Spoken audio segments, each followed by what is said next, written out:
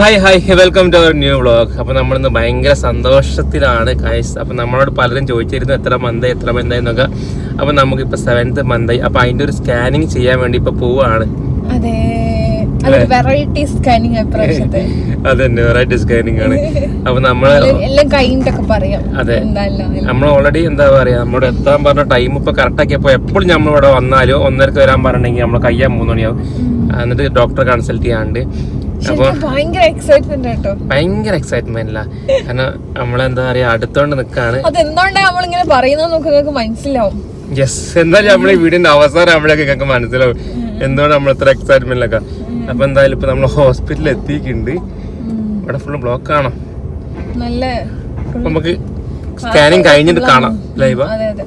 ഈ മന്തിലെ സ്കാനിങ് അവിടെ 4D ഉണ്ടെന്ന് കേട്ടപ്പോൾ തന്നെ ഞാൻ ഹിബെ ഉറപ്പിച്ചിരുന്നു ഈ പ്രശ്നം നമ്മൾ എന്തായാലും 4D സ്കാൻ തന്നെ ചെയ്യുള്ളൂ എന്നുള്ളത്. ഇവനെ സ്കാനിങ് റൂമിലേക്ക് കൊണ്ടുപോയ സമയത്ത് എന്നെ അകത്തേക്ക് കയറ്റിയില്ലായിരുന്നു. പിന്നെ നേഴ്സ് വന്ന് പറഞ്ഞു നിങ്ങൾക്കും കയറാമെന്ന്. അപ്പോൾ കുറച്ച് കഴിഞ്ഞാൽ പിന്നെ വിളിച്ചു എന്നിട്ട് ഇങ്ങനെ മോണിറ്ററിൽ എല്ലാം വ്യക്തമായിട്ട് കാണിച്ചു തന്നു. അപ്പോൾ നമ്മൾ ലൈഫിൽ ആദ്യമായിട്ടായിരുന്നു നമ്മളെ ബേബിനെ ഇങ്ങനെ ഫേസ് ഒക്കെ കാണാൻ പറ്റിയത്. നല്ല ഡീറ്റെയിൽ ആയിട്ട് ഡോക്ടേഴ്സ് കാണിച്ചു തന്നിരുന്നു. അപ്പോൾ എന്താ പറയുക, ഫസ്റ്റ് കണ്ടപ്പോൾ ഭയങ്കര സന്തോഷമായി. സ്കാനിങ് 4D അതുകൊണ്ട് തന്നെ ബേബിന്റെ ഫേസും കാര്യങ്ങളൊക്കെ നമുക്ക് നല്ലപോലെ കാണാൻ പറ്റിയിരുന്നു.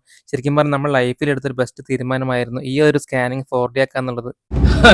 അപ്പൊ നമ്മൾ പറഞ്ഞ സംബന്ധിച്ച് നമ്മളിപ്പോ ടെസ്റ്റ് കഴിഞ്ഞ് എന്താ പറയാ, നമ്മൾ ഈ പ്രാവശ്യം നമ്മൾ സാധാരണ ഓൾമോസ്റ്റ് എല്ലാം 2D ആയിരുന്നു സ്കാൻ ചെയ്തത്, അറിയില്ലായിരുന്നു.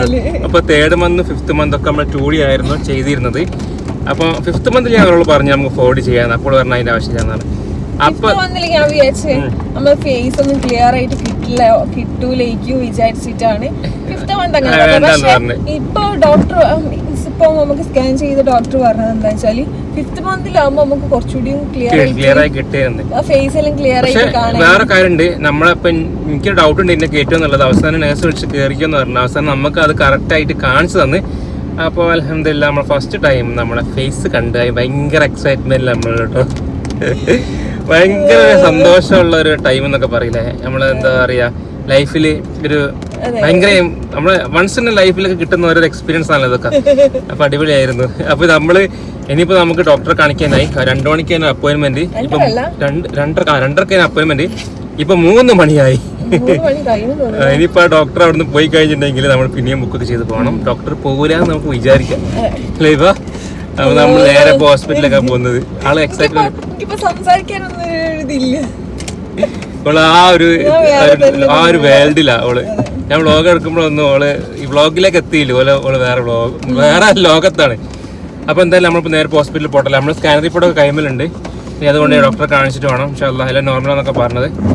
അപ്പൊ നമ്മൾ നേരെ ഡോക്ടറെ അടുത്ത് പോട്ടെ. അപ്പൊ നമ്മൾ ഡോക്ടറെ അടുത്ത് എത്തിയ സമയത്ത് അവിടെ ഡോക്ടർ ഇല്ലായിരുന്നു, ലേബർ റൂമിലായിരുന്നു. അപ്പൊ കുറച്ച് നേരം വെയിറ്റ് ചെയ്യേണ്ടി വന്നു. അപ്പൊ ഡോക്ടർ വരാത്തത് കൊണ്ട് തന്നെ നേഴ്സ് വന്ന് പറഞ്ഞു ലേബർ റൂമിൽ വെച്ച് കാണാമെന്ന്. അപ്പൊ ടെസ്റ്റും കാര്യങ്ങളൊക്കെ കാണിച്ചെടുത്തപ്പം എല്ലാം ഓക്കെ ആണെന്നാ പറഞ്ഞത്. അപ്പൊ നമ്മളവിടെ കുറെ നേരം നിന്നുകൊണ്ട് തന്നെ നല്ല ഡിലേ ആയിരുന്നു. അപ്പൊ നല്ല വിശപ്പും ഉണ്ടായിരുന്നു. പിന്നെ ഫുഡ് ഈ ഒരു സമയത്ത് അങ്ങനെ ഒഴിവാക്കാനും പാടില്ല, കറക്റ്റ് സമയത്ത് തന്നെ കഴിക്കണമെന്നൊക്കെ ഡോക്ടർ പറഞ്ഞത് കൊണ്ട് ഫുഡ് പരിപാടി ആദ്യം തന്നെ ഞങ്ങൾ തീർത്തു. കാരണം അത് ഭയങ്കര ഇമ്പോർട്ടന്റ് ആണ്. അങ്ങനെ നമ്മൾ ഹോസ്പിറ്റലിൽ പണി കഴിഞ്ഞ് നേരെ വീട്ടിലെത്തിയപ്പോഴാണ് കസിന്റെ ഒരു ട്രീറ്റ് ഉണ്ടെന്ന് വിളിച്ച് പറയുന്നത്. ബീച്ചിൽ വെച്ചിട്ട് നമ്മുടെ ഫാമിലീസ് എല്ലാവരും ഒത്തുകൂടുന്നുണ്ടായിരുന്നു. അപ്പൊ ഞാനും ഫാമിലി നേരെ ബീച്ചിലേക്ക് പോയി. പിന്നെ കുറച്ച് നേരം അവരോട് കൂടെ ബീച്ചിൽ ഇരുന്ന് പിന്നെ നമ്മളെല്ലാവരും കൂടി ഫുഡ് അടിക്കാൻ പോയി. ഫാമിലി ആയിട്ടൊക്കെ കുറെ കാലത്തിന് ശേഷം അങ്ങനെ ഒരുമിക്കുന്നത്. അപ്പൊ നമ്മൾ ഫുഡൊക്കെ അടിച്ചിട്ടായിരുന്നു ഭയങ്കര ലേറ്റ് ആയിട്ടായിരുന്നു അവിടുന്ന് തിരിച്ച് വീട്ടിലേക്ക് എത്തിയത്. നമ്മളെ എന്താ പറയാ ഒരുപാട് കാലത്തിന് ശേഷം 2 കൊല്ലത്തിന് ശേഷമുള്ള കാത്തിരിപ്പാണ്. നമ്മുടെ നാട്ടില് നാരങ്ങ ഉണ്ടായിക്കണല്ലേ ഇപ്പൊ മുസംബിയ എന്താ മുസംബി ഉണ്ടാക്കിയിട്ടുണ്ട്. ഇത് വളരാൻ 5 മാസം എടുത്തുല്ലേ.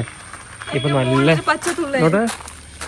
നല്ല രീതിയിൽ വലുതായിക്കുണ്ട്. അപ്പൊ നമ്മൾക്ക് മുറിച്ച് വെക്കല്ലേ, സാരില്ല മുറിക്കല്ലേ. ഐശ്വര്യമായിട്ട് അതങ്ങ് കട്ട് ചെയ്താണ്. ഒന്ന് കട്ട് ചെയ്താൽ മതിയേ.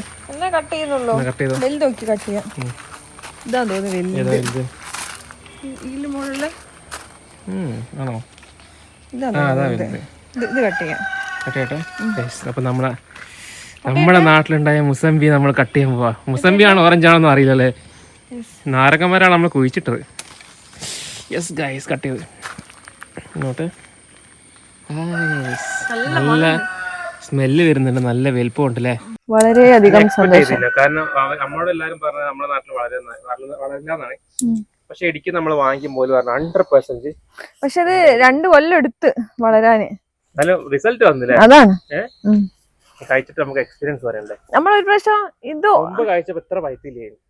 ഒരു മധുരം ഉണ്ട്, പക്ഷെ ഒരു കപ്പും ഉണ്ടേ. പക്ഷെ അന്ന് ഇത്ര വലുതായില്ലായിരുന്നു. ഇത് നല്ല വലുതായിട്ടുണ്ട്. അപ്പൊ നമ്മൾ കഴിച്ചിട്ട് എന്തായാലും നമുക്ക് റിസൾട്ട് പറയാം. യെസ്.